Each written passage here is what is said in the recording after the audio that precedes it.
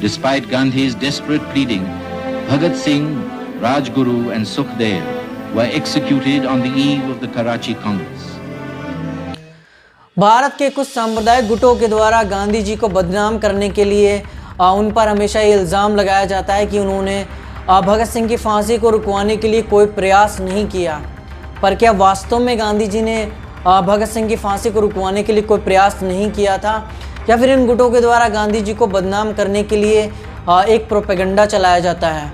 तो आइए आज हम इस सच्चाई को दुनिया के सामने रखते हैं। इस वीडियो के पार्ट 1 में हमने भगत सिंह के बारे में सारी बातें जानी थी और देखा था कि कैसे भगत सिंह ने भारत के लिए स्वतंत्रता आंदोलन की लड़ाई की थी और सॉन्डर्स मर्डर केस में उनको फांसी की सज़ा सुना दी गई थी और 23 मार्च 1931 को लाहौर जेल में भगत सिंह, सुखदेव और राजगुरु को फांसी पर लटका दिया गया था। तो जिन लोगों ने वो वीडियो नहीं देखा है तो लिंक डिस्क्रिप्शन में है, पहले जाके वो वीडियो देख सकते हैं, उसके बाद में आके ये वीडियो देख सकते हैं।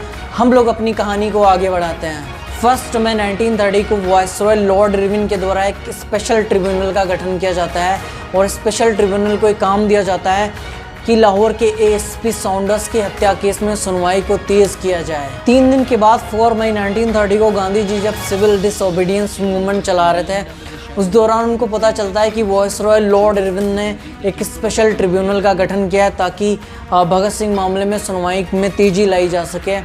तो वे एक वायसरॉय को लेटर लिखते हैं जिसमें वायसरॉय द्वारा स्पेशल ट्रिब्यूनल को बनाए जाने पर वायसरॉय को वो क्रिटिसाइज़ करते हैं और लिखते हैं कि भगत सिंह मामले में आपने लॉ के ऑर्डिनरी प्रोसीजर को ख़त्म करके सज़ा दिलाने का एक छोटा रास्ता ढूंढ लिया। गांधी जी के द्वारा इस स्पेशल ट्रिब्यूनल का विरोध किया जाता है क्योंकि गांधी जी को एक बात समझ आने लगती है कि ब्रिटिश गवर्नमेंट यहाँ स्पेशल ट्रिब्यूनल के माध्यम से जल्द भगत सिंह मामले को निपटाना चाहती है और जल्दबाजी के चक्कर में हो सकता है जजमेंट जो है वो गलत आ सकता है, क्योंकि जल्दबाजी के चक्कर में इन्वेस्टिगेशन और जो एविडेंस का सारा काम होता है वो ठीक से नहीं हो पाता।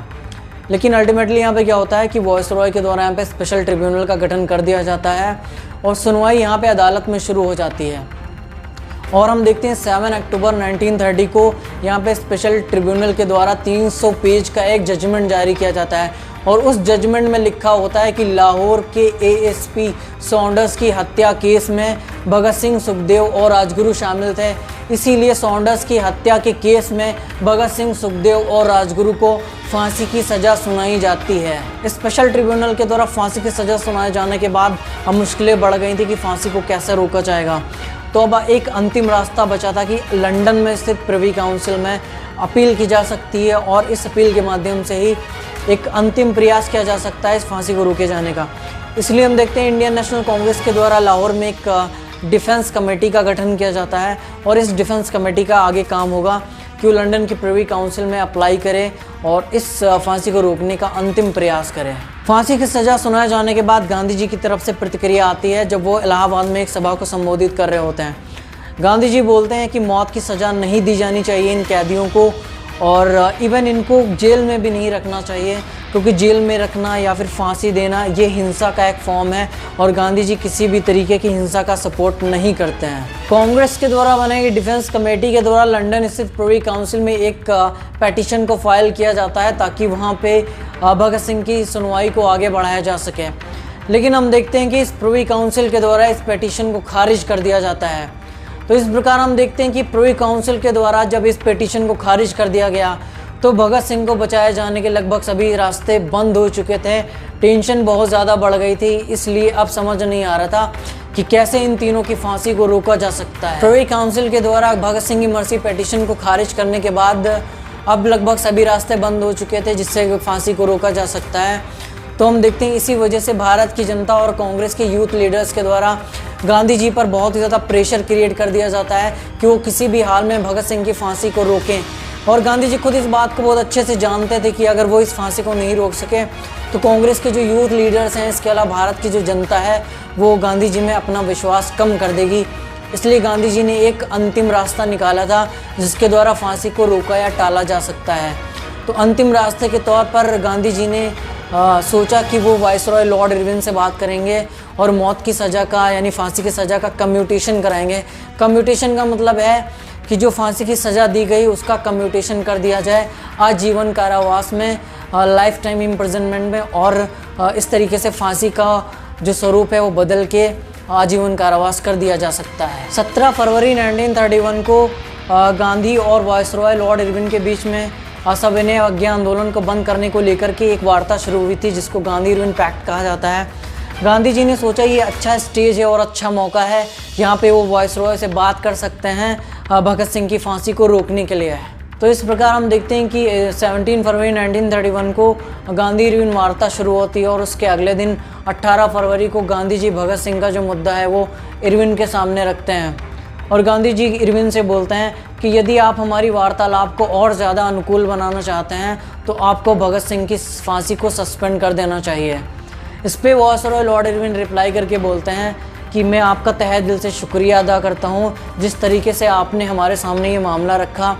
भगत सिंह की फांसी को सस्पेंड करने का एक विकल्प जो है वो सोचा जा सकता है। तो इस प्रकार हम देखते हैं कि गांधी जी ने वायसरॉय लॉर्ड इरविन को बना लिया था कि भगत सिंह की फांसी को सस्पेंड कर दिया जाए, लेकिन यहाँ पे उन्होंने सस्पेंड करने की बात की थी और कम्यूटेशन की बात नहीं की, जबकि गांधी जी खुद ही पहले बोल रहे थे कि वो कम्यूटेशन कराएंगे।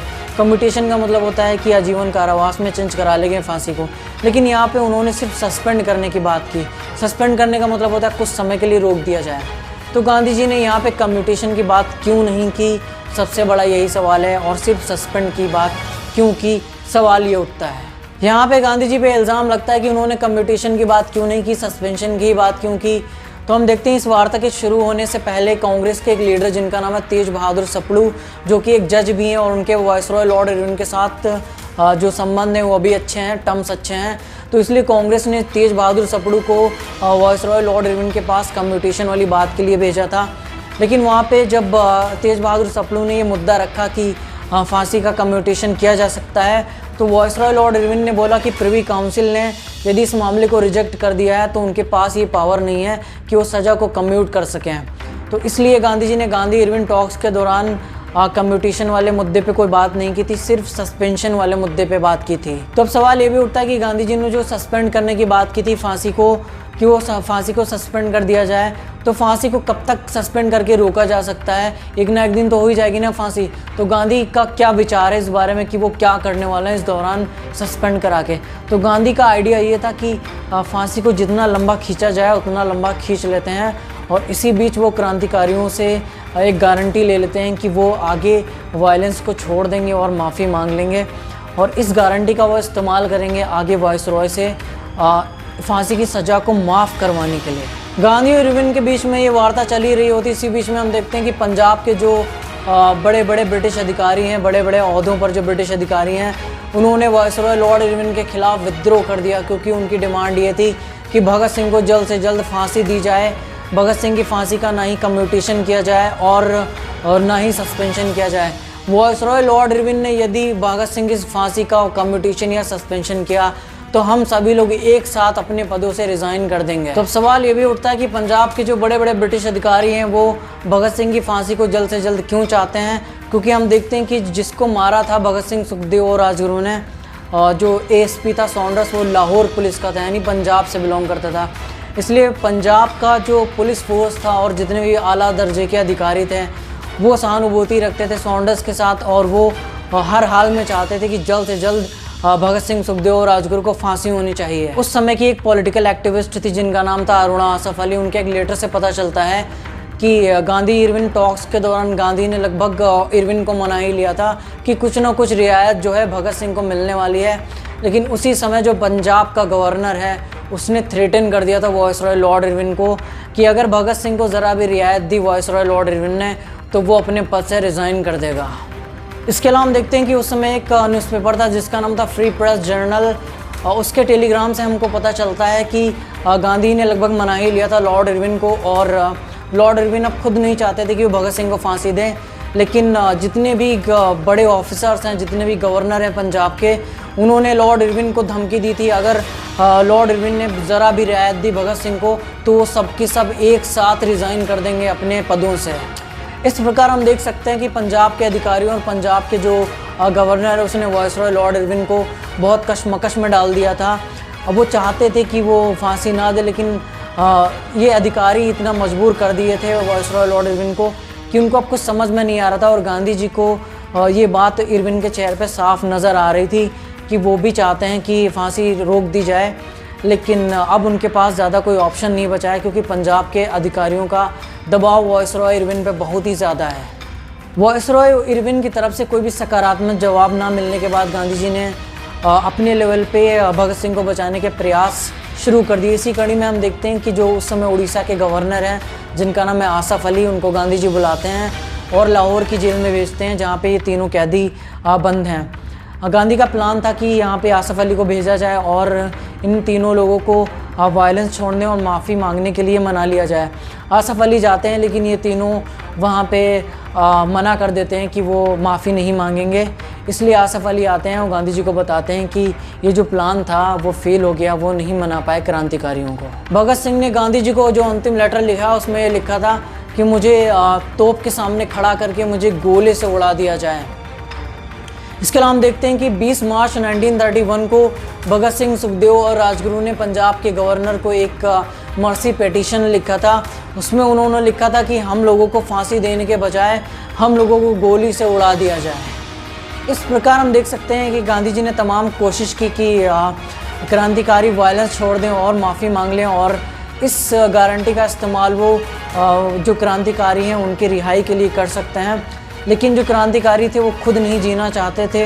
वो ऐसा बोलते थे कि यदि हमने माफ़ी मांग ली तो जो हमने बलिदान दिया है देश के लिए और जो कुर्बानी दी है, यदि हमने माफ़ी मांग लिया तो उस कुर्बानी और उस बलिदान के कोई भी मायने नहीं रह जाएंगे। 21 मार्च और 22 मार्च 1931 को गांधी जी एक बार फिर कोशिश करते हैं अपनी तरफ से वायसरॉय से बात करने की ताकि इनकी रिहाई कराई जा सके। 23 मार्च 1931 की सुबह वो एक पर्सनल लेटर लिखते हैं वायसरॉय लॉर्ड इरविन को, जिसके माध्यम से वो कुछ रियायत हासिल करना चाहते हैं इन कैदियों के लिए। लेकिन हम देखते हैं अल्टीमेटली उसी दिन 23 मार्च 1931 को शाम के 7:30 पे लाहौर जेल में भगत सिंह, सुखदेव और राजगुरु को फांसी पर चढ़ा दिया जाता है। 15 अप्रैल 1931 की ब्रिटिश गवर्नमेंट की एक इंटेलिजेंस रिपोर्ट से हमको पता चलता है कि भगत सिंह, सुखदेव और राजगुरु की फांसी के बाद जो ब्रिटिश अधिकारी थे उनके लिए जो फांसी थी वो एक टॉनिक की तरह काम की और इस फांसी के बाद उनको बहुत ज़्यादा आराम और सुकून का एहसास हुआ। तो इस प्रकार सारी सच्चाई को जानने के बाद हमको भगत सिंह केस में कई सारे पहलू पता लगते हैं। पहला पहलू तो ये कि गांधी जी ने कई सारे प्रयास किए बचाने के क्रांतिकारियों के, यहाँ तक कि वायसरॉय लॉर्ड इरविन को भी मना लिया था और वायसरॉय एक समय कुछ ना कुछ रियायत देने के लिए तैयार हो गए थे। लेकिन जो दूसरा पहलू ये था कि जो क्रांतिकारी थे वो खुद नहीं जीना चाहते थे। इसके अलावा जो पंजाब के आला अधिकारी थे और गवर्नर थे, उन्होंने जो वायसरॉय इरविन पर दबाव बना दिया, उसकी वजह से इन लोगों की फांसी को रुकवाना नामुमकिन हो गया और अल्टीमेटली 23 मार्च 1931 को शाम के 7:30 पे लाहौर जेल में भगत सिंह, सुखदेव और राजगुरु को फांसी दे दी गई।